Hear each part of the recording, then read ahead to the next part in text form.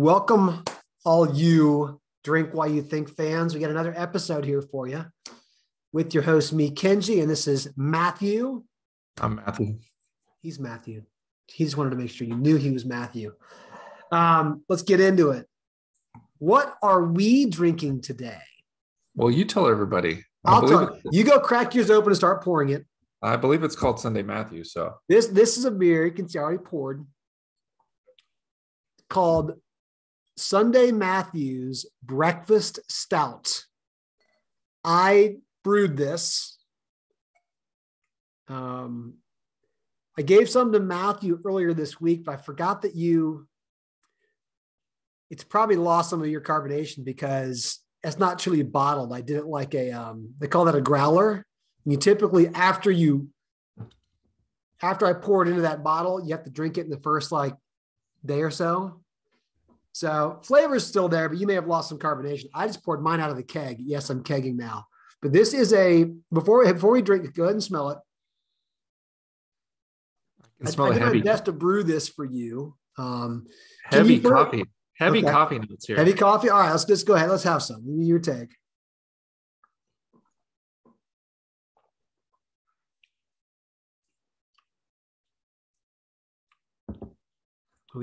Okay. That seems to be, he seems to be smiling. When you have some more, we're going to have some more at the tailgate this weekend. It'll be more carbonated for you. Okay. It's a little bitter. It should be a little bitter. I went a little bitter on the coffee. The chocolate doesn't come through as much, but let me just pause real quick. This is supposed to be kind of up Matthew's alley. Matthew likes coffee and chocolate. And so we do some drinking at our tailgates well before noon. So it's kind of coffee's kind of a breakfast thing, right? So this is a breakfast stout, I'm calling it. But do you want to explain to people why it's called Sunday Matthew's Breakfast Stout? Like, who is Sunday Matthew? Well, I think it's the normal Matthew that people just get to see when he doesn't have things on his mind. But evidently, I'm perceived as a rather serious human being at work that is serious all the time and kind of, I call myself, I don't know how I got labeled bad cop at Acuity, but I think that's just working with you. It's just anybody next to Kenji is bad cop. I think people say I'm hard to read at work. They say I'm too, I get real serious and focused, and especially when I'm being productive or something good going on. So I earned the nickname. I didn't give myself the nickname Sunday Matthew. I think you or somebody like you at the tailgate gave me that nickname. So why do you give me the nickname? What's the distinction? You know me all the time. I'm partly biased too because of how well I know you, but employees who used to come by and they're used to you during work, they'd see you at a tailgate and they were like, whoa, Matthew's like giving people hugs and high fives. He's like the happiest guy ever. And we're like, it's Sunday Matthew. That's a Sunday Matthew. And so that's how we started. So I try to make different names for these beers. This is the Sunday Matthew Breakfast Stout. I'm very pleased with it. It's a little bitter. I'd use probably too much. I need to do the chocolate I used was a little bit too much bitter chocolate, and it was a strong coffee, but I was happy with at least the way that it turned out style-wise. So we'll see how much of this we can get Matthew to drink on Sunday before our game. We may need it. So let's jump in. Speaking of Sunday, we're going to be having this as our keg will crack open at the game. We've got a big football weekend, Matthew, and I'm going to play my usual game with you. Some of these you probably know, some you don't. We'll talk about Sunday first. We'll go backwards. Sunday. The only line I've seen is Georgia, Alabama. I know that one. Perfect. Okay. So that's the only one I've seen. I haven't seen. Perfect. Falcons are playing against the Tampa Bay Buccaneers. This is where we're going to be consuming some Sunday Matthew breakfast stout. Matthew, what do you think the line is in that game? The Bucs by what? I want to say 6.5, but last time I thought we were going to be like a touchdown or more underdogs. It was closer to like 4 or 5. And it was just kind of crazy to me, but I'm going to stick with 6.5. Bucs by 11. Oh, wow. So they've adjusted. Double. Yeah. They've adjusted. So the odds makers last time Okay. We are Good. double-digit home dogs. Oh, Bucks by 11. 11. Okay. 11 points. Okay. That's more close to reality. I think so too. Okay. Other big, should be our bigger games, but we won't be as involved with these. Big 12 championship, your Baylor Bears versus Oklahoma State. Excuse me. And this is in Dallas, right? It's in Dallas, neutral playing field. So in Dallas, your Baylor Bears versus Oklahoma State for the Big 12 championship. I'm going to guess Oklahoma State 4.5. 5.5. Very good. Pretty close. Yep. There you go. They're probably giving them a little bump over that win over Oklahoma, kind of dramatic a little bit, but you're right in the zone there. Last one, you may have no reason to know this one. For the ACC championship, my Demon Deacons against Pitt in Charlotte. I think you guys are getting no respect all year. I agree. So that's my mentality, but I think you get less respect than Baylor. So we both have teams who don't get respect. I have to put you more than 5.5 then. If Baylor's not getting that, even with Pitt being a lesser team than Oklahoma State, I think I'm going to go 6.5. Pitt 6.5. Actually, only 3.5. Okay. For some reason, Pitt didn't give the credit. I think that's a Pitt thing because Pitt's not exactly. Yeah, Oklahoma State, the biggest school, is going to get credit. Pitt's kind of like, oh yeah, not getting credit either. We're only an hour away from campus, but it's only Wake Forest, so we're in Charlotte playing, and so Yeah. But I don't know. I thought about this. What if we just parlayed all three of those? Oh yeah, I take the under on the Wake Forest game, right? I take Wake. I got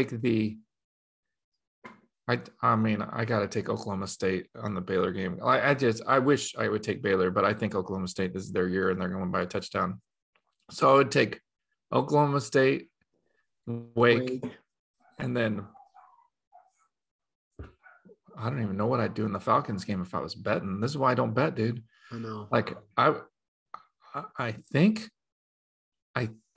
because we haven't won a home game in a year, I would take the under because, as Cole would like to say, we are due. We're due with the Falcons. Okay. See, look at that. I like you hedging. You take Falcons, Wake, and Oklahoma State. Okay. Well, but we could do just all of our faves. I'd say all of our faves, roll them all in there. And that usually pays out at a 5-1 if we get all three. And then we're just super happy if everybody covers. We'll talk about that. We'll talk about that offline. Not that we promote gambling, but it's legal mostly in most places, people. So don't judge us. It's, it's okay. So this is why I don't gamble though, unless we're in Vegas, but I know. Okay. Let's jump into a couple things. So what are you doing these days with the NFTs? Like you're a crypto guy, right? You're all over NFTs, right? Oh yeah. So one of our clients is raising money. That's a charity by New Stories. Raising money. You're reading my mind. You're reading my mind. You see this? So I've had long conversations this week about how to account for NFT. Well, we're gonna have to do it for a client here. Here's News Stories, right? Yes, I've thought it through and I have a position. So Great. I've thought a lot about this. So what News Story did, and great client of ours that we've talked about many times before, because they're just awesome folks, right? They're out building these homes for people down in Latin America, and they're doing it through 3D printing in many cases, which is so stinking cool. They went out on OpenSea, which is a platform for doing NFTs, sold 10 NFT houses. Sold 10 of them. This was like a day or two ago. Yes. They sold all 10 of them. Do you know what the price was? Yeah, they're two Ethereum each. What's Ethereum going for right now? It's between $4,000 and $6,000, depending. It's right around a little over 4 or 5. So these are about $10,000 a piece, each of these houses. So do you want to know where I came out on this? Yeah, give me your take. So for the accounting for this, so you have because the question to the charity here is important, right? Is this a donation?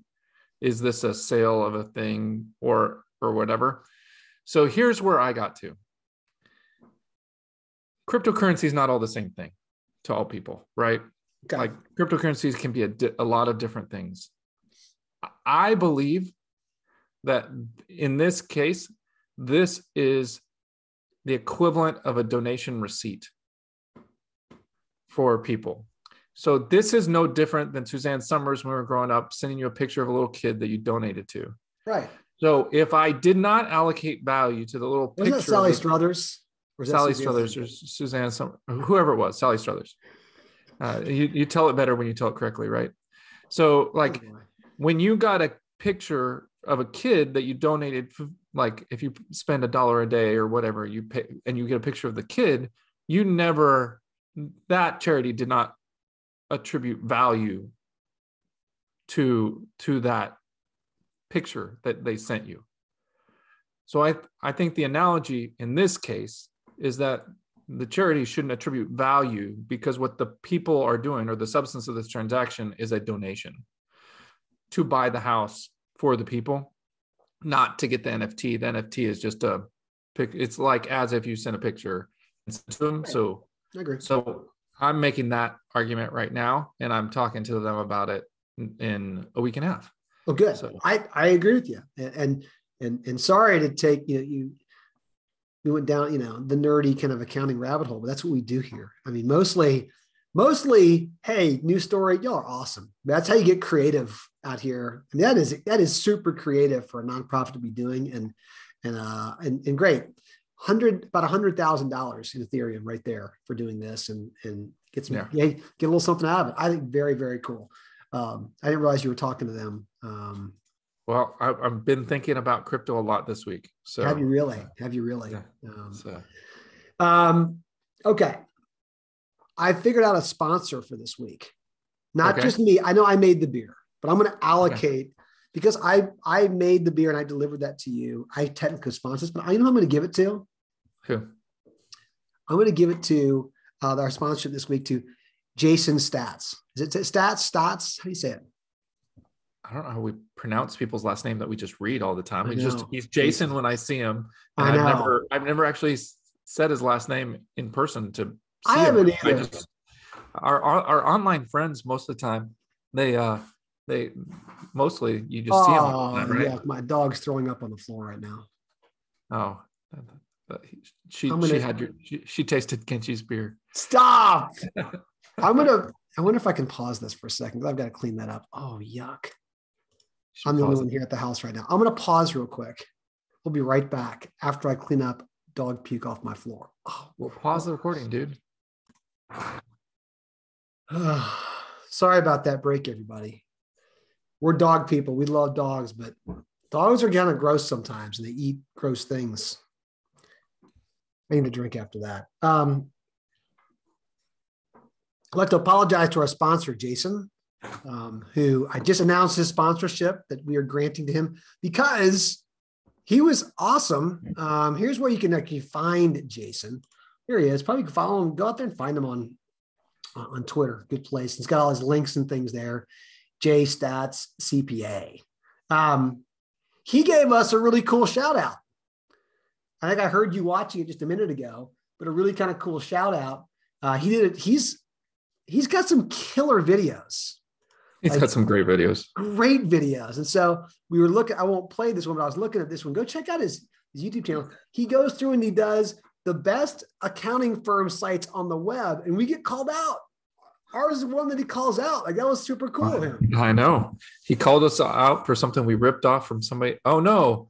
He called us out for Tyler's the Tyler thing. That's the Daniel Vidloft is the one that told me to do that. That's true. So yeah, we got to give credit where credit's due.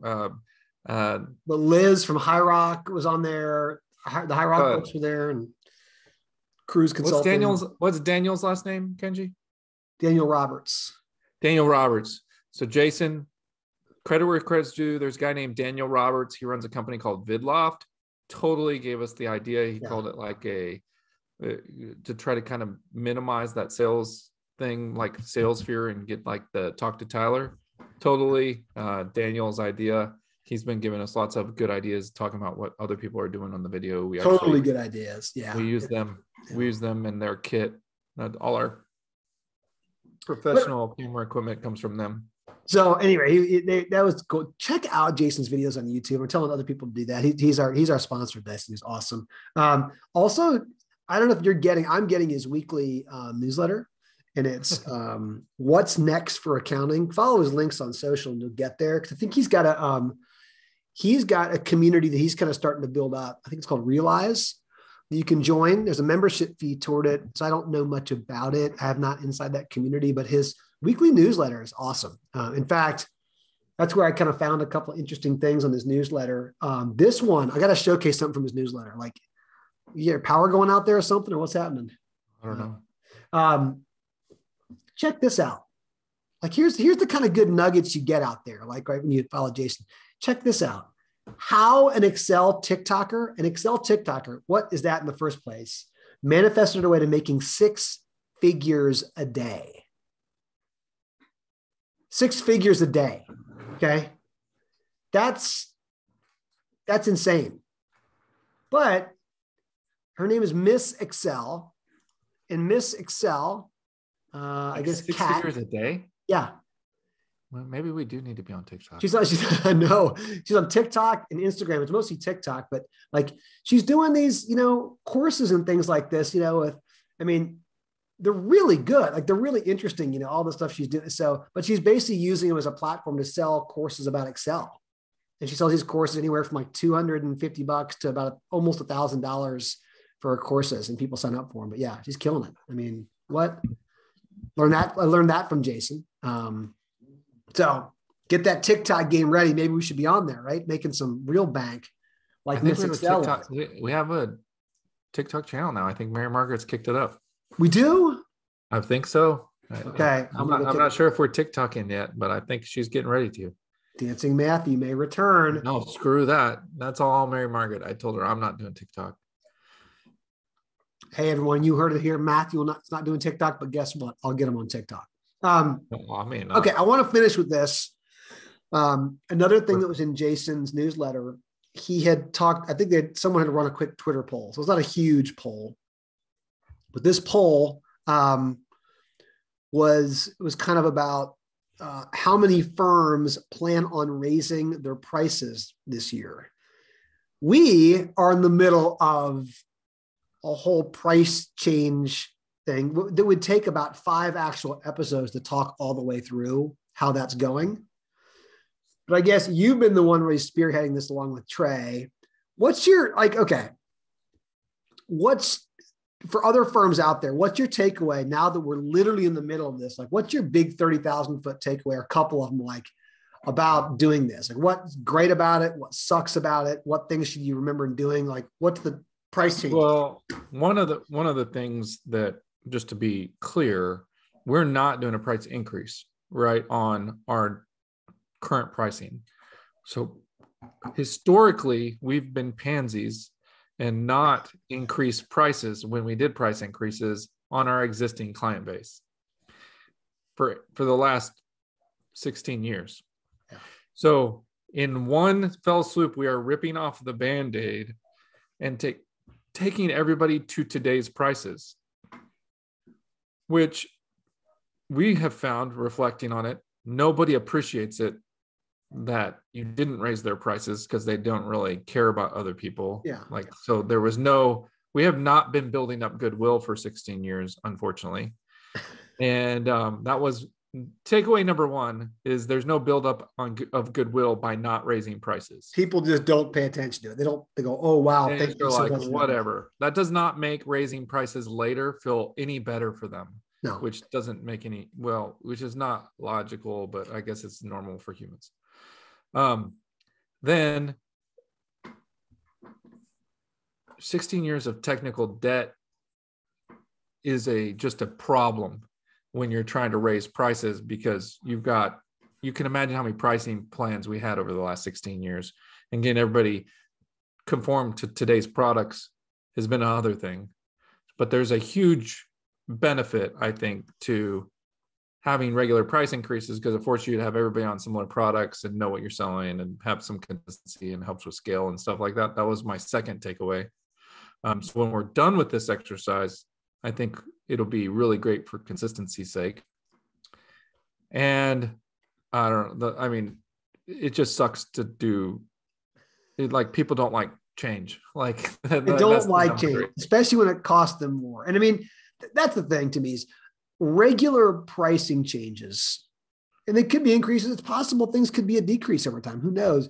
Regular pricing changes is a good habit for firms to get into, for businesses to get into. And to be able to do that, folks like us had to go, we got to fix a whole bunch of stuff we haven't corrected in a long time. We had to get to a certain base level of just normality before then we could say, oh, now we're going to make some modifications to this service. The value of it is different than what it was a year ago. But just leveling up that first time, like, oh, we've got old legacy pricing that's been out there for some folks forever. That's ouch. Hurts. Yeah. Oh, I will say the other thing I realized during this, the big takeaway was everybody I talked to says they can't staff anything. Like, so if you follow that train of logic, if you raise prices and the worst thing that can happen is somebody leaves, that's not bad because the stuff you're passing on is higher margin, higher value stuff because it's today's pricing, right? So getting over that block is like, I guess we haven't always been at that point where we were like, didn't have people like we have for the last 2 years. Yeah. Like we should have done this 2 years ago when we're at capacity. We should have raised prices on everybody to free up capacity for people that didn't value our services enough to pay the today rates, right. You know? I mean, you can absolutely use it as a way to help if you're in a supply or demand imbalance, which almost everybody is in some way or some form. You can use pricing as a way to help adjust that, right? To get your demand side to match up a little bit better. We should have done that 2.5 years ago. So basically what saying says nobody has enough supply side. Everybody should be raising prices. Until it corrects. Yeah. Then, we're creating inflation and no, I'm just kidding. All those things. But, that's what lots of things we learn out of this though, right? I mean, there's some positives out of it. So we're part of that big percentage. I mean, I guess if not a pricing increase that probably Jason was alluding to in his poll or in the poll he mentioned, we are increasing prices to certain clients to bring them to our normal today prices. But to be able to do that on a regular basis, make those changes, firms should look at this on a more regular basis. We certainly should have, because if you wait as long as we did, ouch, it's a little painful, isn't it, Matthew? Well, if you look at opportunity costs for us for the past 16 years, it's a pretty big number.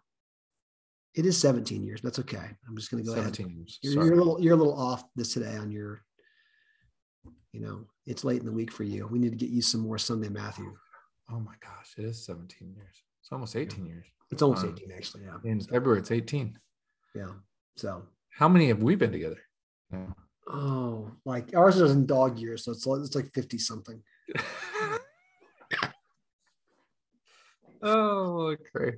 Well, hey, here's the thank you for sponsoring, Jason. Today's sponsored. Even though you're not even though you didn't know you're a sponsor, you're now a sponsor. I dubbed my beer, the Sunday Matthew, as donated by Jason because you did something nice. You called us out, and we like it when friends kind of say nice things about you. And folks really should be checking out his stuff. He's got some great content out there and just some really witty and fun insights. It reminds me of when Will Lopez years ago was really doing a lot of videos.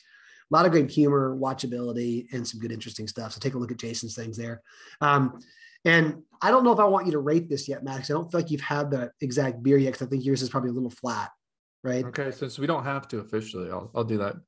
It's above a 4 already. Just so. Whoa! You know. Well, I know you already. I knew all I have to do is style-wise put it in your style. I'm going to get a pretty good scoring.